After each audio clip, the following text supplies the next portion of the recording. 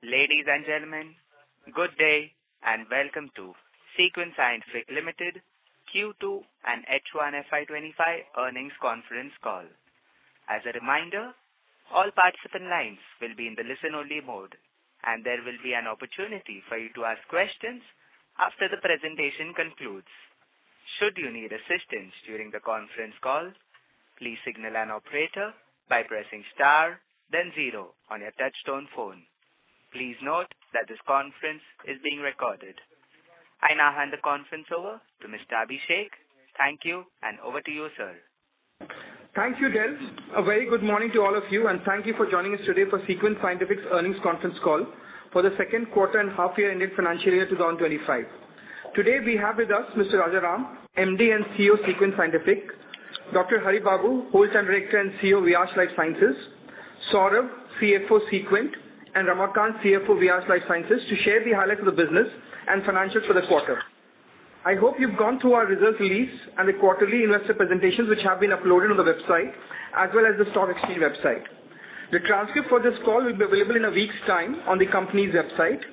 Please note that today's discussion may be forward-looking in nature and must be viewed in relation to the risks pertaining to our business. After the end of this call, in case you have any further questions, please feel free to reach out to the investor relations team. I now hand over the call to Rajaram to make his opening remarks.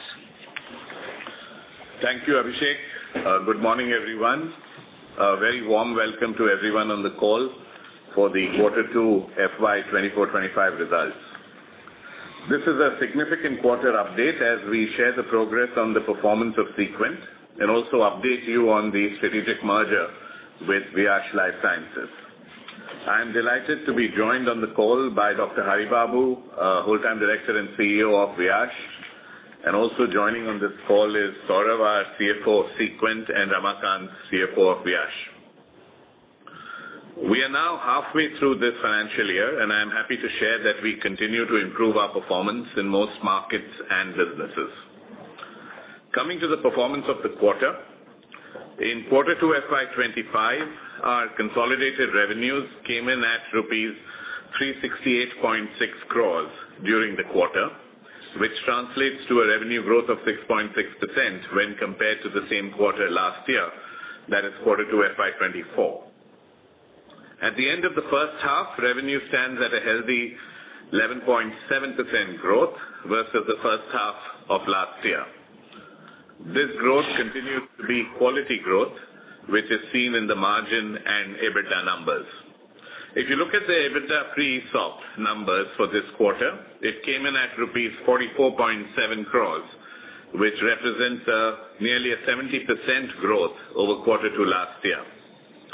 And when we consider the first half of the year, the EBITDA comes in at rupees 93 crores, which represents a 160+% growth over the first half last year. So we are trending well, not only in terms of consistent improvement, but also in line with the broad guidance that we have given. While Saurabh will go into more detail, I will share some qualitative highlights, and more details are, of course, available in the investor presentation. When we look at the external factors, there is always the geopolitical and macroeconomic aspect to keep in mind. We have a strong presence in the developed and regulated markets of US and Europe, where there is general stability. We therefore see a favorable environment for our business. Our formulations business, which is spread over many countries, has had a good quarter and a good first half for the fiscal year, growing in double digits overall and in most geographies. We are expanding our phytosolutions range to more markets and have also introduced new products for companion animals. There has been strong growth in Europe, especially in our distribution business. And we are beginning to slowly get price increases in an inflationary environment. Coming to emerging markets, we are seeing a more predictable and steady currency scenario in Turkey, and the government actions are also more calibrated and predictable. We have therefore accelerated our efforts to launch a few more products in the coming year, apart from taking judicious price increases. As we indicated earlier, we have received EU GMP certification for our manufacturing facility in Turkey. So we have started validation of the first lot of injectable products for exports from this facility. Our exports from Turkey help us in hedging foreign exchange requirements in addition to driving operational efficiencies. So this has been a good first half for exports from Turkey. Our business in Brazil, which had seen flat to declining performance last year, has begun growing this quarter as we refresh the product portfolio and expand to other LATAM markets. And as we had shared earlier, we have expanded our formulations team in India, and this is the first full quarter of that impact. And the India formulations business has also delivered a strong double-digit growth. Now coming to the API business. API revenues for the quarter were slightly below plan as we had to postpone a few quarter-ending shipments to carry forward to the next quarter.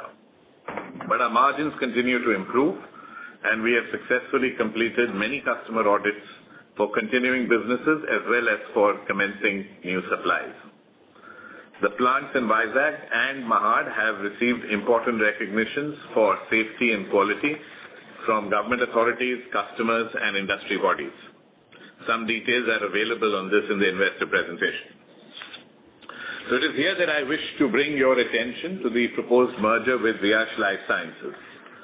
The merger will have a transformative impact on the company. In terms of R&D, supply chain, and manufacturing, the combined entity will have significant scale. For instance, a 6-fold increase in R&D strength and a 5-fold increase in capacity. Viyash is a very strong performer in all aspects of the business, and you would have seen in the investor presentation the excellent results of Viyash on a standalone basis, as well as the impact on the combined entity. Clearly, this is a highly accretive merger, which will drive strategic advantages for the business. Dr. Hari will later provide a more detailed perspective on this.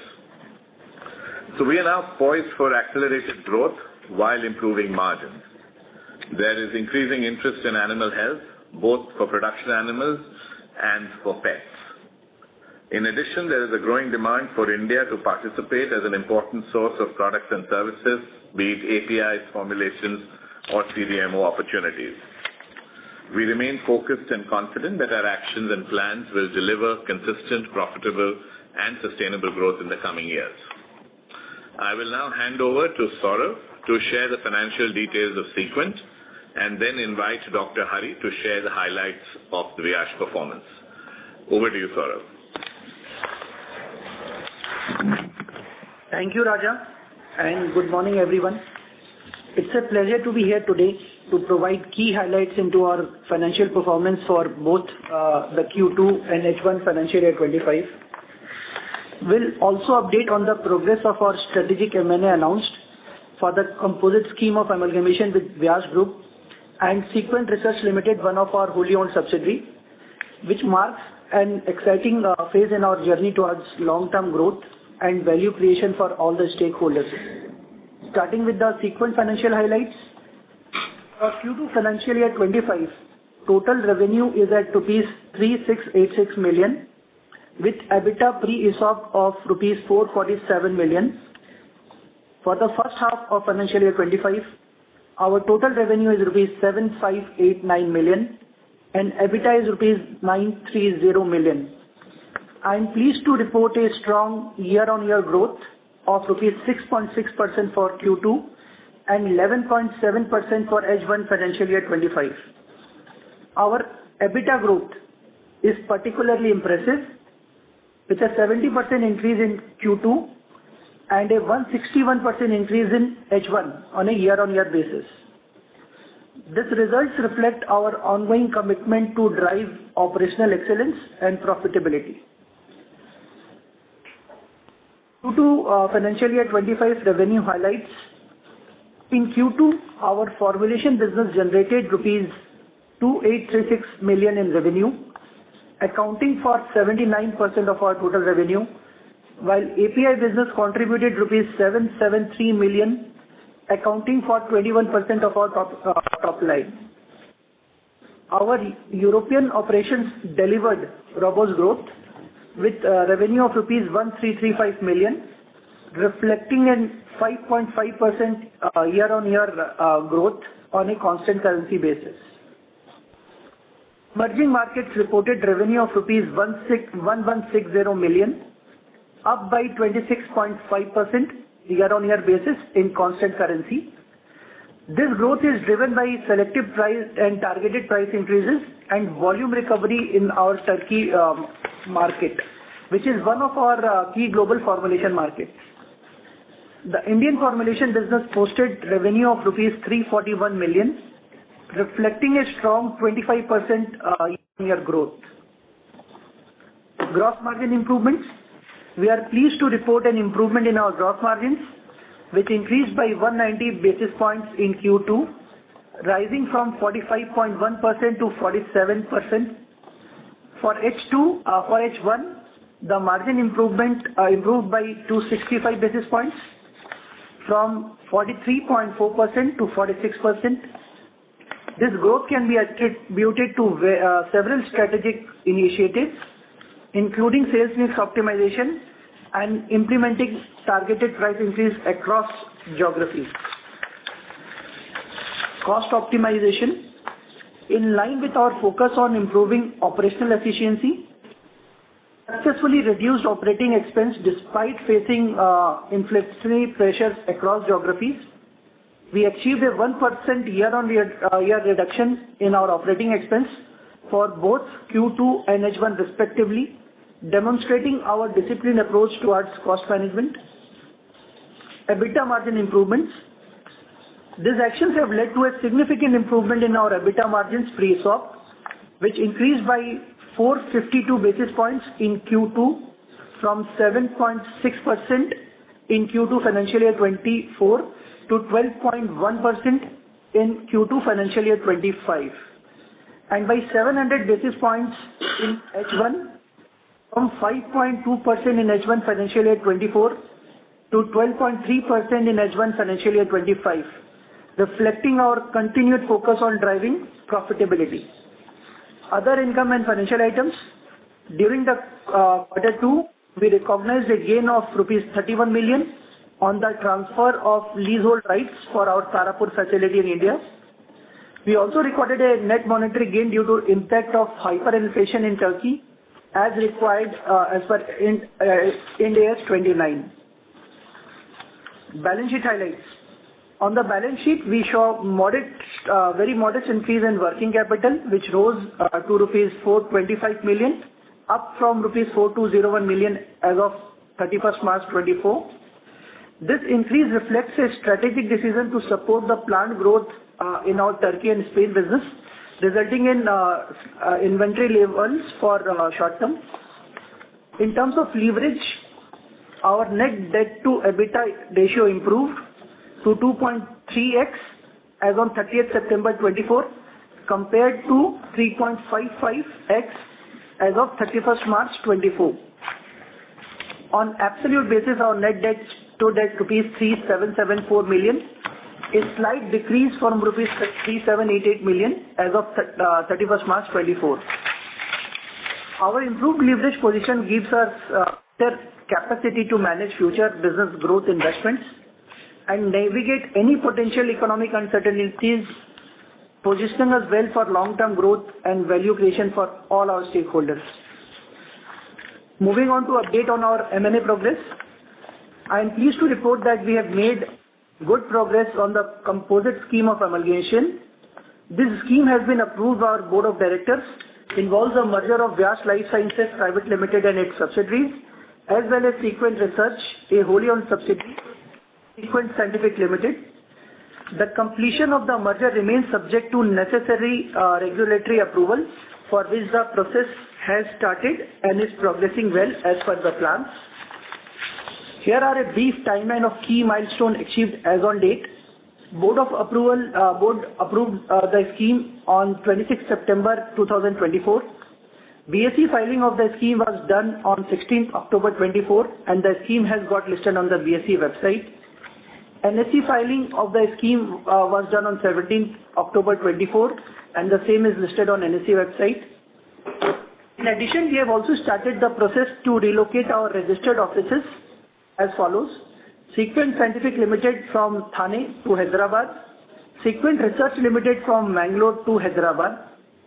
For the above merger process, we incurred a cost of rupees 43.2 million during Q2 and H1 of financial year 25, which are accounted for and disclosed as an exceptional item in the reported financials. In summary, our strong financial performance in Q2 and H1 highlights the success of our strategic initiatives, operational efficiencies, and continued focus on profitability. Progress on our M&A activities further strengthens our position for long-term growth and expansion. We remain dedicated to delivering value for all our stakeholders, and we are confident in our path towards sustained growth. With this, I now hand over the call to Dr. Haribabu to share further details on the performance highlights of Vyash. Thank you. Thank you, Saurabh and Rajesh. Good morning, everyone.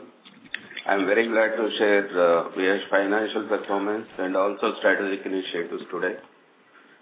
So coming to financial performance, Vyash recorded strong performance in Q2 FY'25.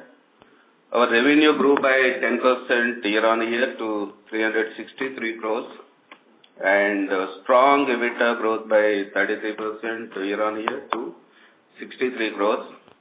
Vyash had EBITDA margins of 73% with improvement of almost 3% year-on-year. Coming to first half of FY'25, Vyash revenue grew by 5% year-on-year and again strong EBITDA growth by 30% year-on-year. Vyash had a strong first half 45 EBITDA margins of again 17.2%, which is almost improvement of 3.3% from last year. And we also generated 100 crores free cash flow. I think this is a big achievement for this year, mainly driven by optimization in working capital and also low capex. As we mentioned earlier also, we have actually strong infrastructure in manufacturing and also we have some free capacity. That's how we are able to reduce capex. Our net debt to LTM EBITDA ratio is 0.7%, even after actually investing to acquire Symed residual stake in first half. The financial performance is driven mainly by focusing on high margin API products, and also as we mentioned earlier, we rationalized a couple of intermediate business which are not sustainable products, and also the continuous cost optimization of various projects, both API as well as intermediates. And also business growth is mainly supported by investments what we did last couple of years, where we did a lot of investments and resources in R&D as well as operations.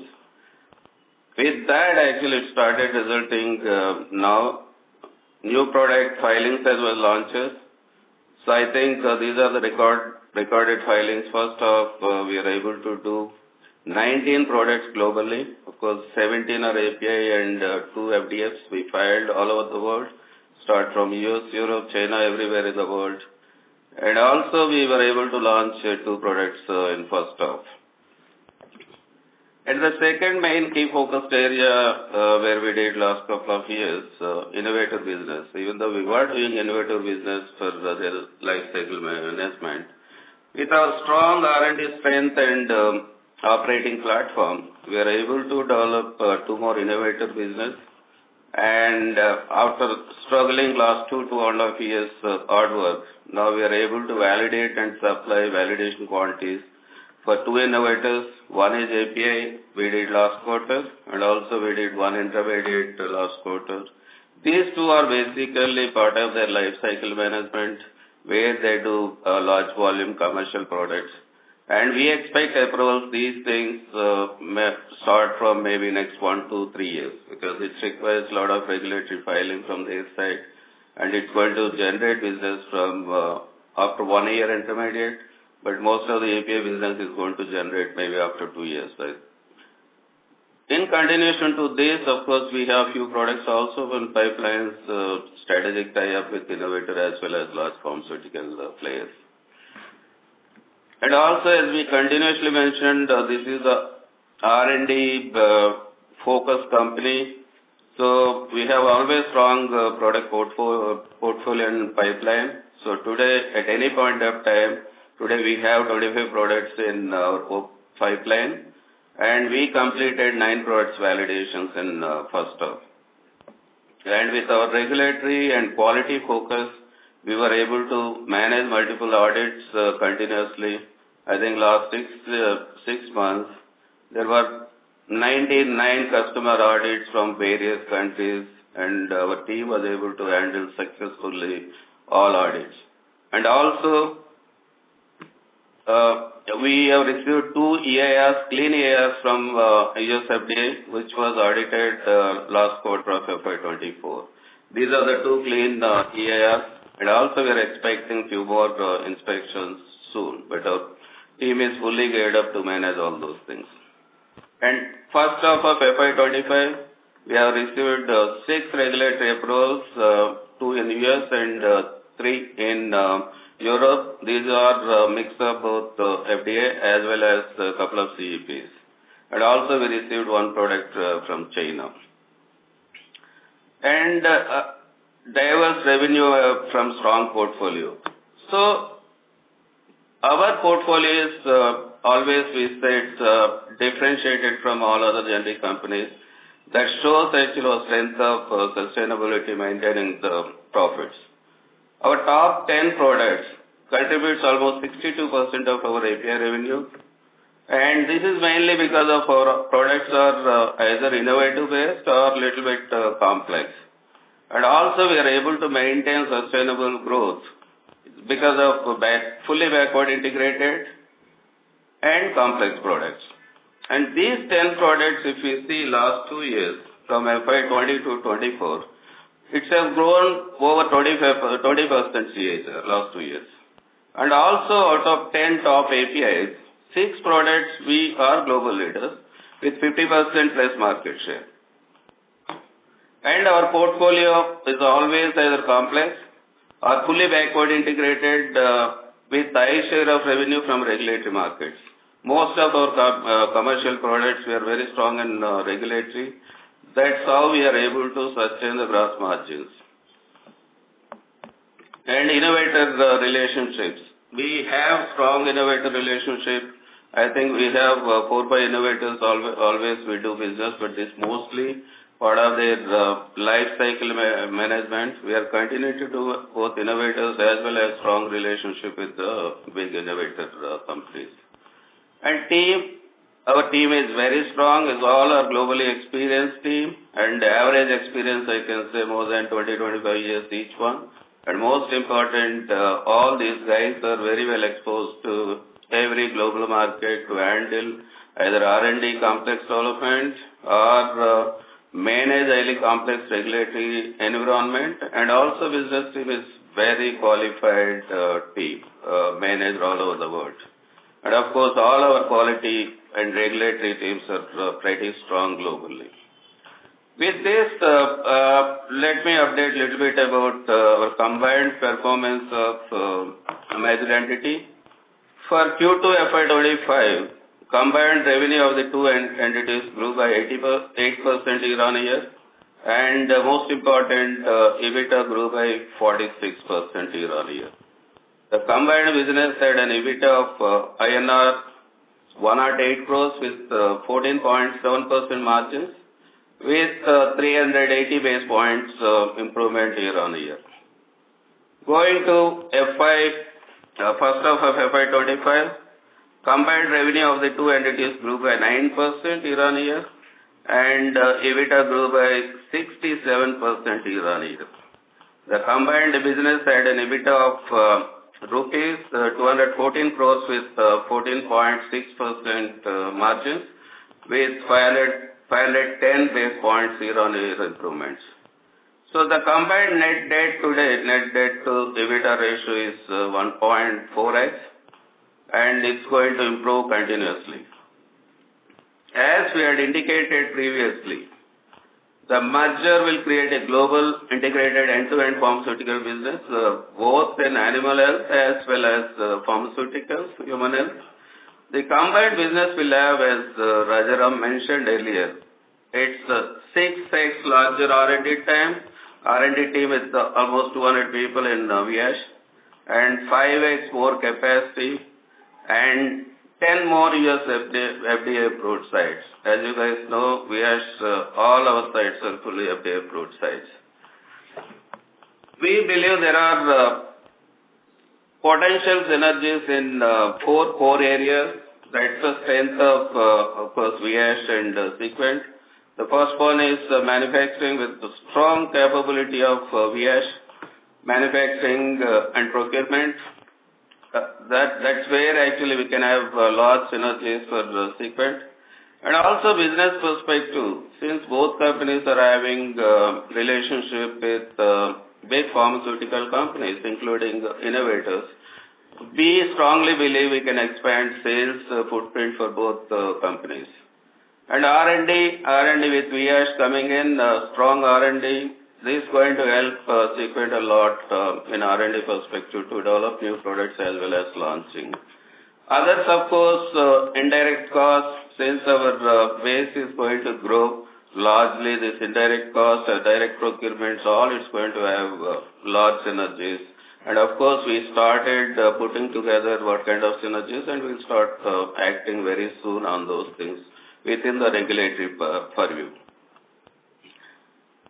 As Saurabh mentioned, merger scheme has been filed already with exchanges. We started addressing their queries, and we expect this maybe next 12 to 15 months, as we explained earlier. I think it's on track. With these things, I can say with the combined platform, we are going to have a strong business potential. We started working together. Of course, within the regulatory purview, we are going to put together what kind of synergies, when can we act, when we are going to see those synergies will come to you guys soon.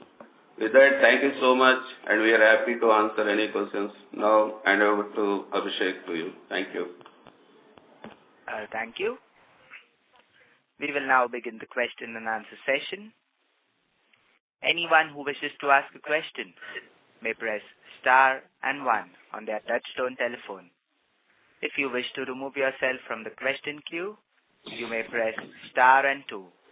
Participants are requested to use handsets while asking a question. Ladies and gentlemen, we will wait for a moment while the question queue assembles.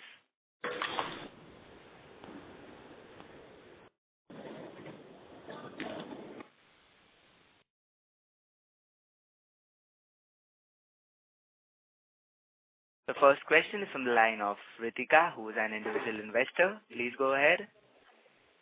Thank you for the opportunity. I actually have 3 questions.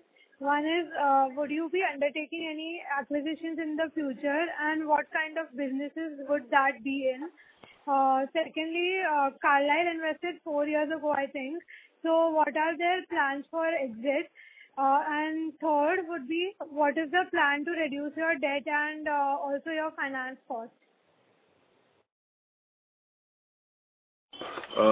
Thank you very much, Ritika. So, obviously, this is a big merger for us, and it has been, this itself is something that has to get executed over a period of time. But would we be open to any kind of acquisitions and opportunities, whether they are, small brands, whether they are small partnerships, or even strategic large opportunities? Yes, we will be.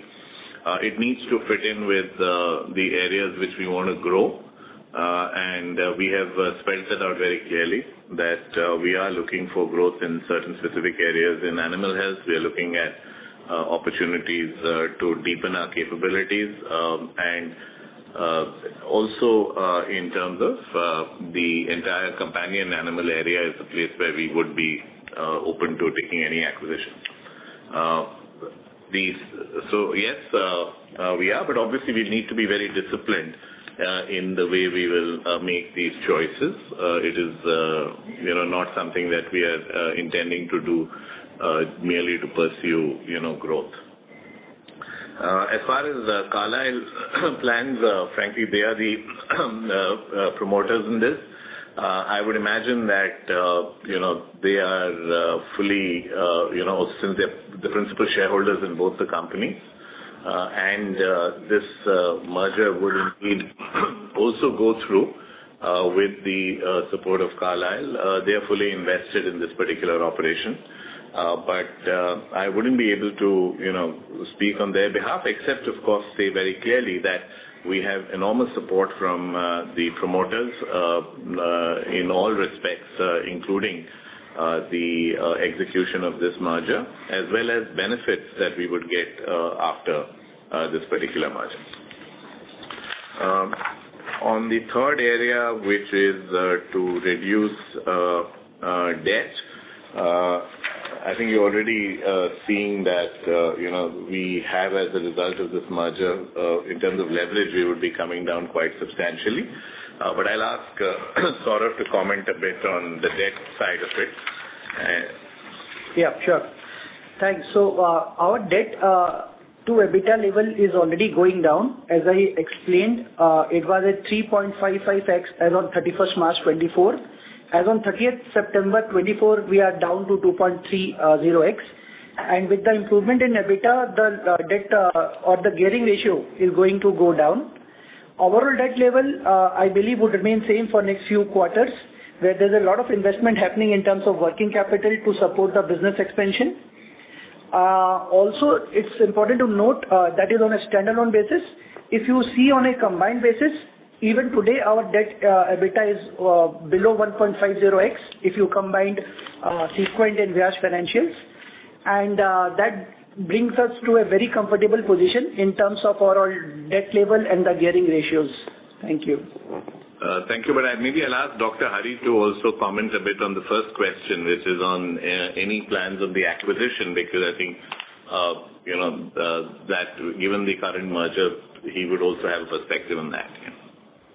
Sure, Raja.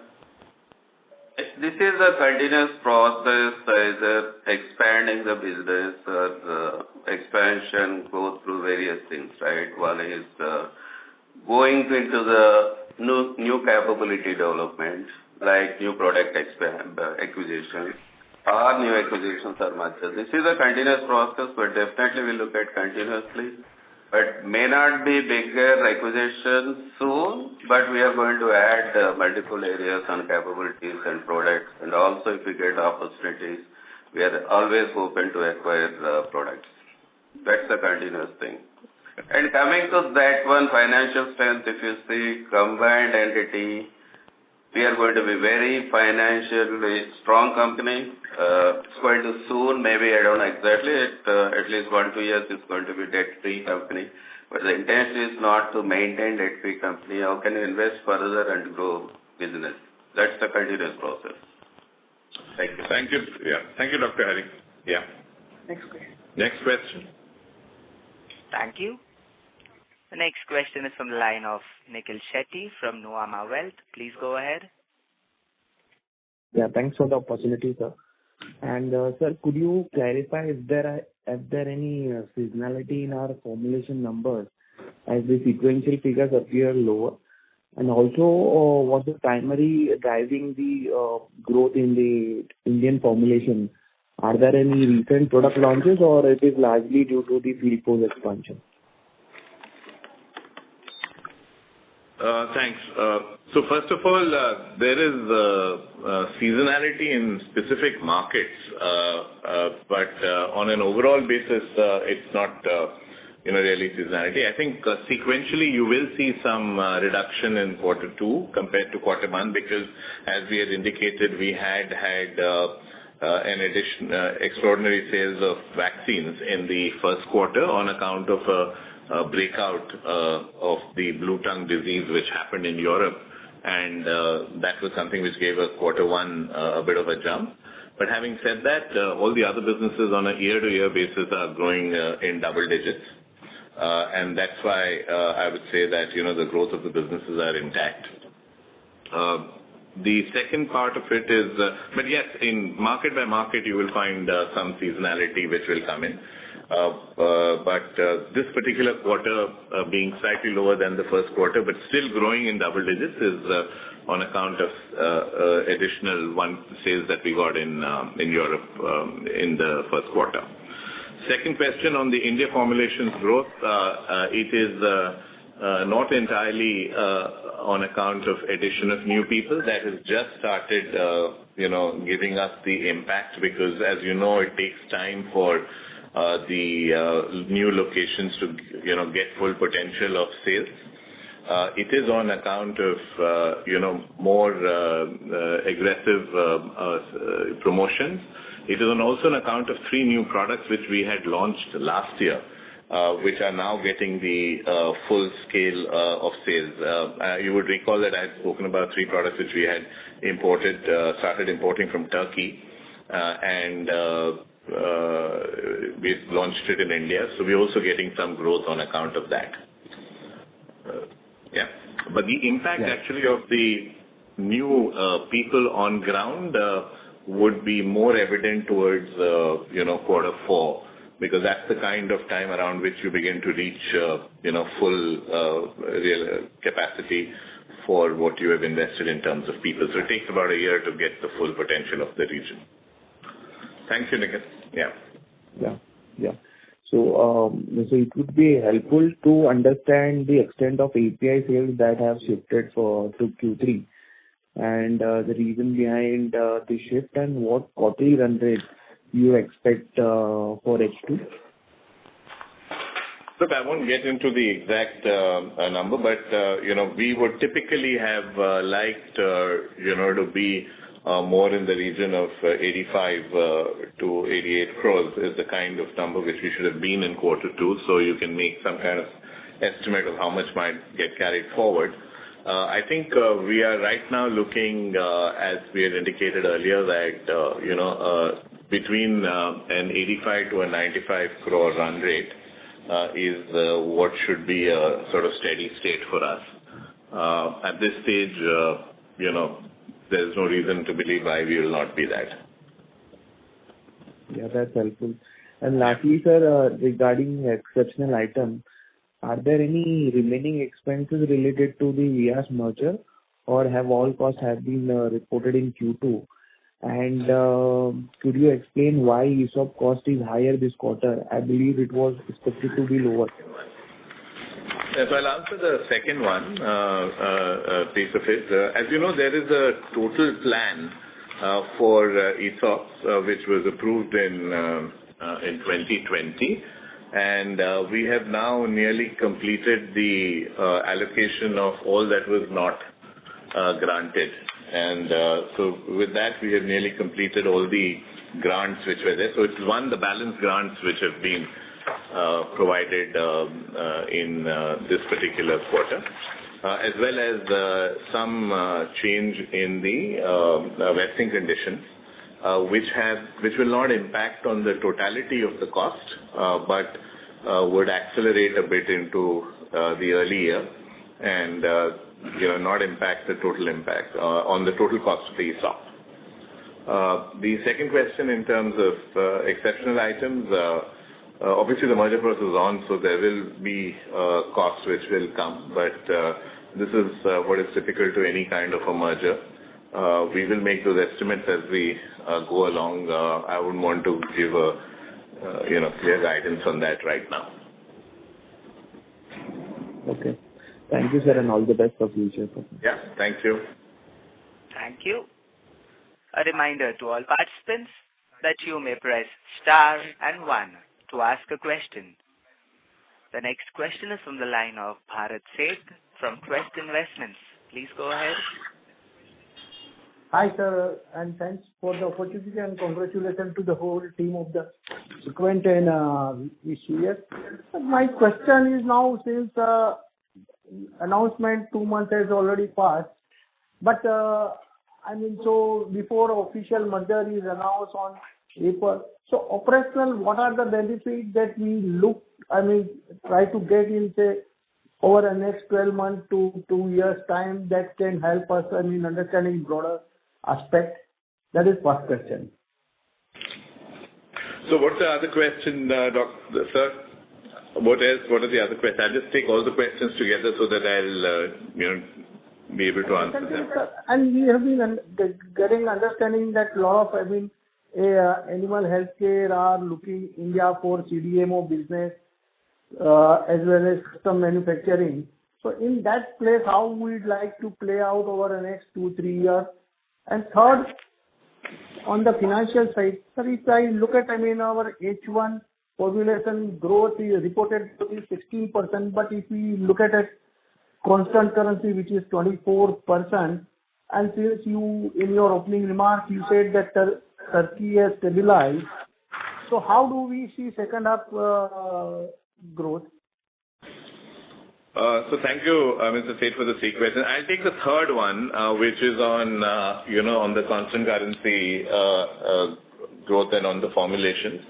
So at this point of time, what you can see is that, there is growth in constant currency as well as there is growth in the reported currency in almost all the markets, right? So I think that gives us a sense that, and there is not so much of a difference between the two growth numbers, which means that there is, no adverse movement in currency other than what is normally would be a depreciation which may happen here or there. So to that extent, I think going ahead also in the second half, we are confident and also hopeful that, there will be growth both in constant currency as well as in the reported currency in all the markets.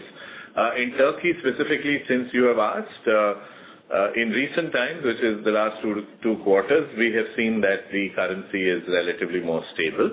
And also, there are no ad hoc sort of announcements and initiatives which we used to see about 2 years ago.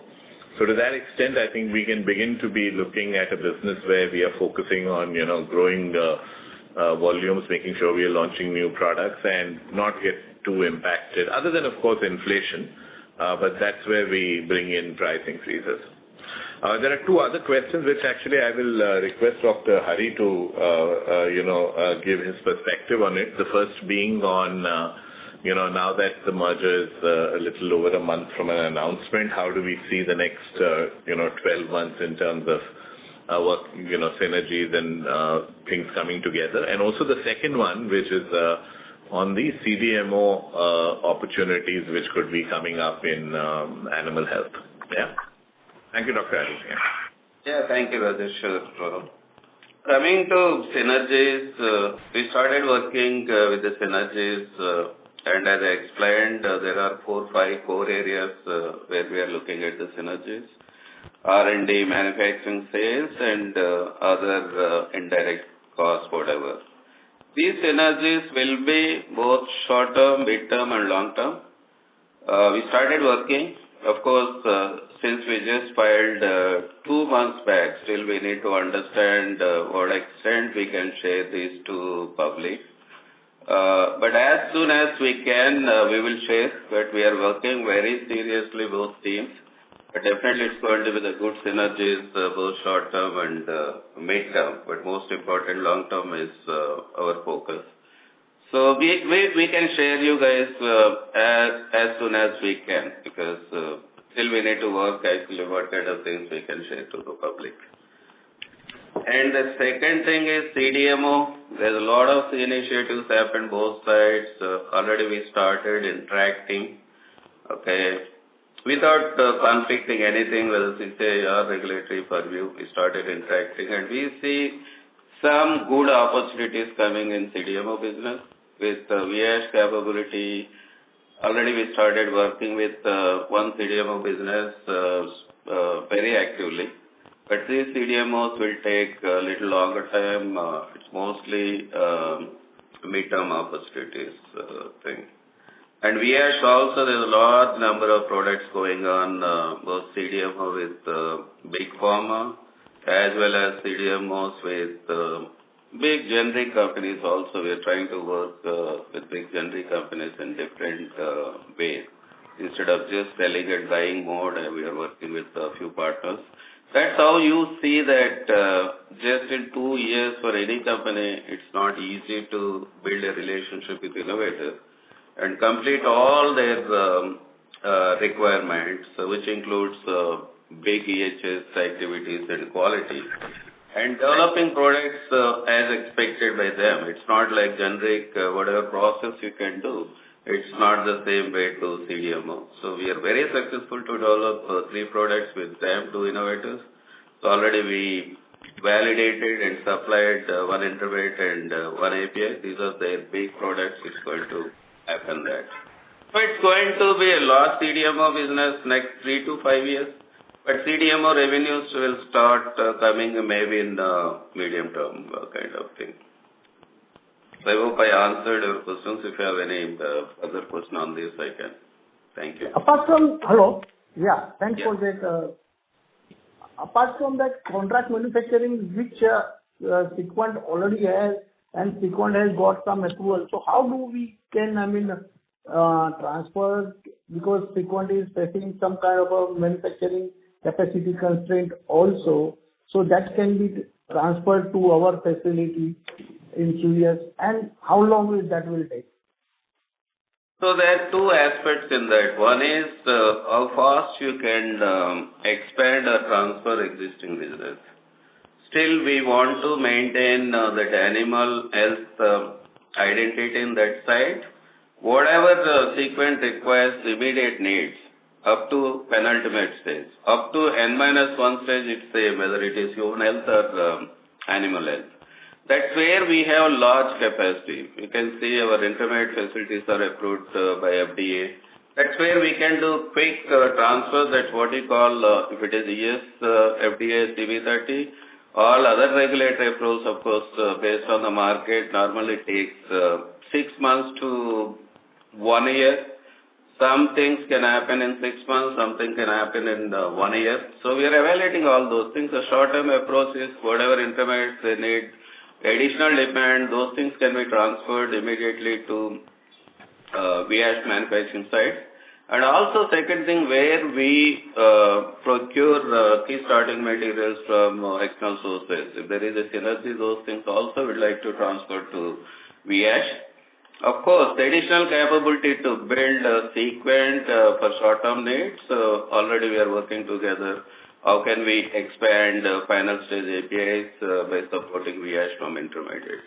So these things are happening. It's not only contract manufacturing, it's contract development as well as manufacturing. And also now Sequent is going to pursue aggressively on generic animal health products. Today, most of the Sequent business is going to innovators 70-80%. And there are lots of opportunities coming even from generic animal health. That's where we are going to focus on these things. All we are working on, I think maybe take some time. We can share you as soon we can. Thank you, Dr. Yeah, thank you, thank you for your questions. Yeah.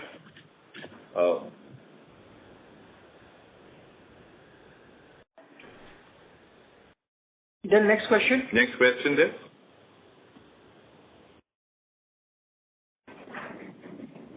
Hello, there's the next question.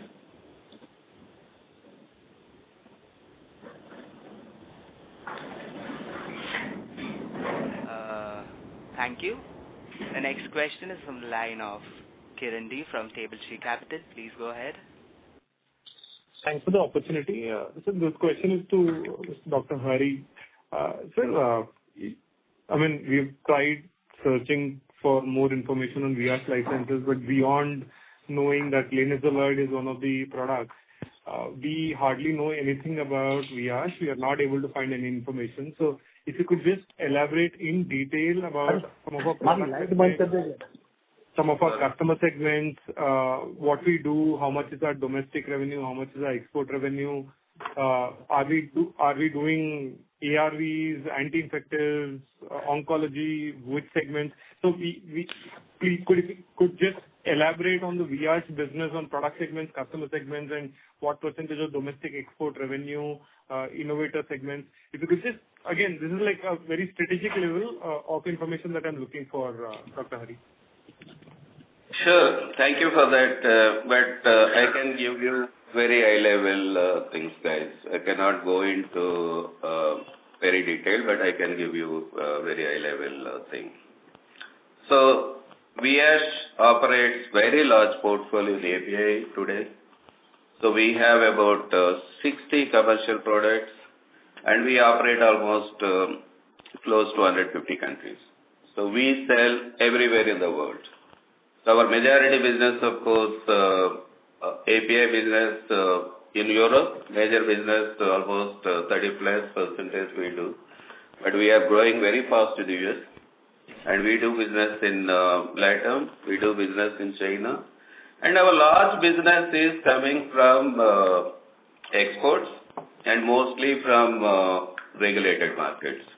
So regulated markets, the definition, you know that somebody says US, Europe, Japan, Australia, but if you look at the markets like emerging markets, China, Brazil also works under highly regulatory markets. Once you enter with the client, it's very difficult to change those markets. In fact, US is much easier than those markets.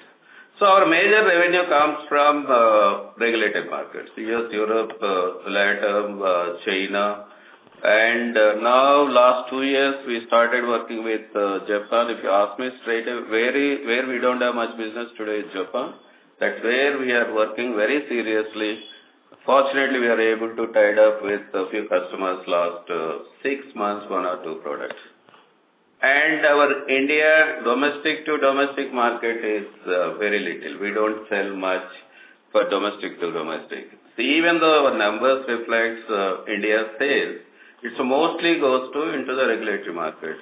You know very well, most of the Indian companies control US as well as Europe generic market. So that's how they buy from us and convert and sell it to US Europe. So it's going to the mostly regulated markets. So we have 60 commercial products and almost 20 products under either filed or under approval stage. That's the API. And always our pipeline is around 20-25%. We have very strong portfolio team, and of course R&D, you know, we have strong R&D, around 175 people in API R&D. They are capable to do at least 10-12 products in a year. That's how we are able to do that. And when it comes to product segment, we are everywhere. Most of the things, you know, API business requires general facilities for most of the areas, except few areas like fermentation or hormones or oncology. Other than hormones, fermentation, we are everywhere. So this product segmentation is, we are in all categories, whether CNS or diabetic, every area we are there, in fact, to all those things. And new area where we started is oncology. We have FDA approved facilities oncology. One facility we mostly used to do for contract manufacturing, one of the big companies. But other facility we refurbished and re-qualified this quarter. That's oncology capability-wise, it's one of the big facility. We have 2 modules on that. Modules are ready now. We just qualified all equipment. So now validations are going to start in on that oncology. And also, if you can see our portfolio, current portfolio, almost 50% are in oncology. Our strategy to develop last 2-3 years products, we did mix of 2-3 categories. One is to maintain sustainability, whatever is the top line, bottom line. Second is how can we grow mid-term by developing either large volume products where we have strength on intermediates or where we have strength on formulation, go to backward integration. That's how we focused in one category. And third category is most going towards little more complex areas, which includes oncology. That's how we moved out slowly from matured products to little complex products or little late launches like NC-1 or little more complex. So that's how our current portfolio is 50+% are all new molecules, either complex or oncology. So this is going to be a big oncology portfolio we are going to build next 1-2 years. So markets, that's how we do 150 plus. Products we have commercially with all over the world. And this is not the only linezolid company, as I explained earlier. I don't know how many companies really have this strength. Our 10 products give 60 plus things. So it's very well diversified. It's not depending on one product like linezolid. All products contribute a lot, and all products gross margins are pretty good. And the second point, what I mentioned, out of 10 top products, 6 products we are the market leader. It's not only, of course, linezolid. We have our own patent. We are the market leader. Other than linezolid, we have 5 other products. We are the market leaders in the regulatory market. Of course, these 6 products everywhere in the world. That's how we can differentiate. So we have very strong portfolio. That's how we are moving on that. Great, sir. You have any further questions I can answer? Yeah. So the follow-up question then is, sir, please, sir, go ahead. Sorry, another 2 things you asked. Antiretroviral. Even though we filed few products, when we built this company, our intention was to go to fully integrated platform antiretroviral. Since we had intermediates, we have strong capability on both manufacturing as well as understanding the markets. But we realized, looking at the competitive profile, how the markets is going on, so we decided to drop antiviral products soon. So that's how we rationalized couple of products. Why our top line is not grown too much from last year, first half to this, only 5%, whereas EBITDA has grown drastically. That's one of the reasons we rationalized few antiretroviral intermediates. In fact, we lost almost 150-200 crores top line. We downsized that commodity business.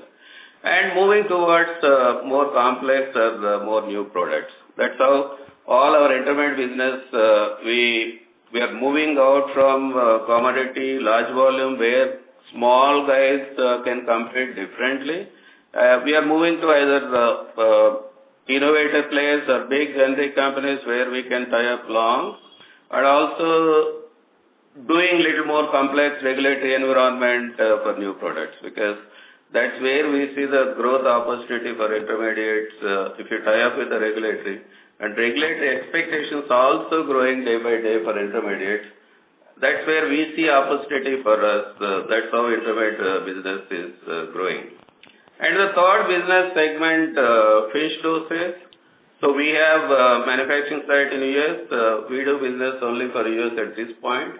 But we are working actually, how can we expand other markets, but that's going to happen next 3 to 5 years. Got it. Thank you. Very elaborate. I just have a follow-up question. Sir. Can we have a... In terms of revenues, we have reached, again to Dr. Hari, we have reached about 700 crore. Sorry to interrupt, Mr. Kiran. Please fall back in the queue for further questions.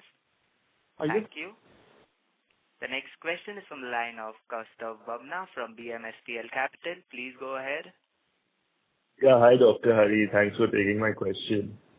So, last time we spoke about the potential opportunities from this US Biosecure Act. So just wanted to understand what's the update on how is this act progressing? What is the update? Has it been approved? When will the benefits start flowing in? Could you give some updates over there? I don't see the current update, but what I heard actually still it has to be approved in one house. Okay, since now Trump coming in, everybody is expected it's going to approve in other house also soon. But we have to wait and see. But more than approval, we see there's a positive trend last 1.5 years. That's how CDMO companies are able to expand capacities and able to get. And also, we also see some opportunities from big companies. So one is that when they're going to approve all those things, but irrespective of that, we see that positive trend coming business to India. I think that still the Senate approval is pending. So maybe after the new government Trump's come in, they do that. Okay. So basically the Senate approval is remaining. And so, I mean, you all are in the know-how, you all are close to this matter. Do you think there's a risk with Trump taking office, or do you think it will aid the passing of this act? I cannot comment that level, but as a personal level, I don't see any risk. It's going to happen. But official approval, nobody knows, but business is going to come to India. That's what I can tell you. Excellent. Okay, thank you so much. Thank you very much. You're welcome. Thanks. Thank you. Last question. The next question is from the line of Prashant Kumar Hazriwala, who is an individual investor. Please go ahead. Hi, good morning, sir. Good morning. Yeah, hi, good morning, Prashant. Yes, sir. Congratulations for a good improvement in EBITDA, operating margin. But my question is when we will see this kind of impact in profit after tax? Because when we come down to the profit after tax, there is nothing much left into for the profit. So how do you see this? When exactly we can expect that we will get to some good level of profit after tax? Yeah, I think, thank you for this question. You should also look at it in the way in which, post the merger, how the financials would move. And therefore, all that at this stage I can say is that, the way the business plans will emerge, we expect that, at a PAT level, we would be beginning to accelerate on the delivery at that level very soon. Yeah. Much earlier than we would have been able to do on a standalone basis on Sequent. So for Sequent, what we had a plan for Sequent? If we don't consider merger, what was the plan for Sequent for about profit after tax? I think we are already beginning to, move in that direction. If you see that in quarter one of FY'25, we had begun to turn positive on PAT, and by the fourth quarter of this year, we would have begun to, get the growth coming in. And therefore, FY'26 is where, most of the incremental growth which would come into margin and EBITDA would flow through straight into the PAT. Yeah, Saurabh, that's the... And just to add, there is already a very significant improvement in the PAT. H1 financial year 25, there was a negative PAT of 588 million. H1 25, that is a positive of 199, strong trend reversal and a growth of 134%. All this business upgrades takes time, and directionally we are already there, and we'll keep on growing strongly in that direction. So, all right. And so what kind of cost, ESOP cost we will have for next 1 or 2 years? How do we see this cost? Because it is dampening our profit after tax all the time, and it's driving all. It's not finishing. I don't know why. It's not before 2-3 years we have started, but still it's keep on going on. So how do you see ESOP cost? It is improving and it will keep on improving, but unfortunately we don't give forward guidance on specific numbers for a couple of years. All that I can say, Nilesh, is that what I said earlier is that the scheme grant, which is the total number of shares which were approved for grant, more or less have been exhausted with the last round of grants which happened this quarter. Yeah. So therefore, obviously, we should see that in the next 2 to 3 quarters, it should directionally start moving downwards. So any ballpark number, estimation, 1 crore, 2 crore, kind of thing? What kind of cost we can consider quarterly? We expect it to increase. It should begin to come down, and I think it's by the next quarter we'll begin to give some more clarity on the rate at which it will come down. All right. No problem. Thank you very much. Thank you very much for your question. Okay. The last. Thank you. Yeah. Due to time constraint, that was the last question for today. I would now like to hand the conference over to the management for closing comments. Thank you. Thank you, everybody, for participating in this call. And I hope that we've been able to provide you insights on our business performance and also the way ahead as a result of the proposed merger with Viyash. We are excited with the prospects and the journey ahead. We've already begun to see the results. And we thank you all for supporting the company. We will now end this call and wish you all a good day ahead. Yeah, thank you. Thank you. Thank you. Thank you, everyone. Thank you. On behalf of Sequent Scientific Limited, that concludes this conference. Thank you for joining us, and you may now disconnect your lines.